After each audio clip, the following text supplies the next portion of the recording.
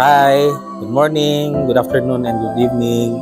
We're now here at Dahilayan Forest View Park, and I'd like to share to you siguro kunti lang about life, about death also.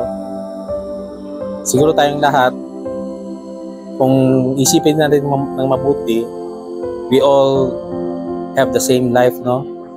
Kahit pa mayaman ka or mahirap ka, same lahat ang buhay natin. Kasi we all have struggles, we all have pains, we all have suffering. Kahit pa yung mga mayayaman, no? They also have their own struggles and sufferings.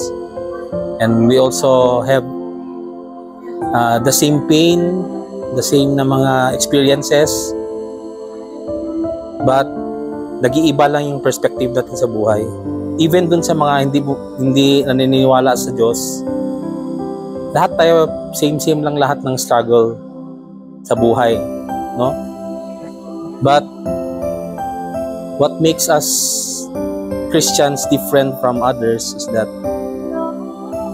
we have Jesus in our lives, we have God in our lives, which makes us hopeful sa buhay, which makes us more giving sa buhay, and which makes us also inspired sa buhay, no? So kung we're living this life and we have the Lord in our lives, yun ang nagiging malaking diferensya, no?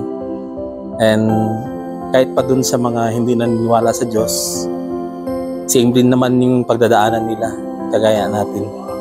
So, advantage yung meron tayong nilook up, meron tayong hope. Nung nagdaang mga araw nga, nag-usap ko ng anak ko, sabi ko sa kanya, anong gagawin mo kung na-find out mo na wala palang Diyos sa panahon na namatay ka na?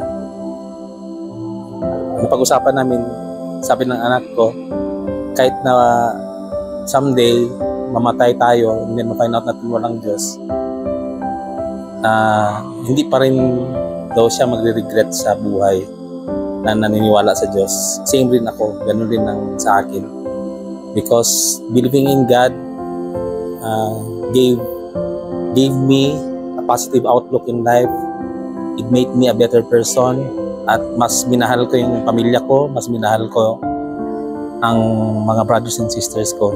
So, sa sinabi ko nga kanina, pare-paras tayo ng buhay, but nag-iiba tayo ng perspective. So, yun lang siguro. Good morning, good afternoon, and good evening.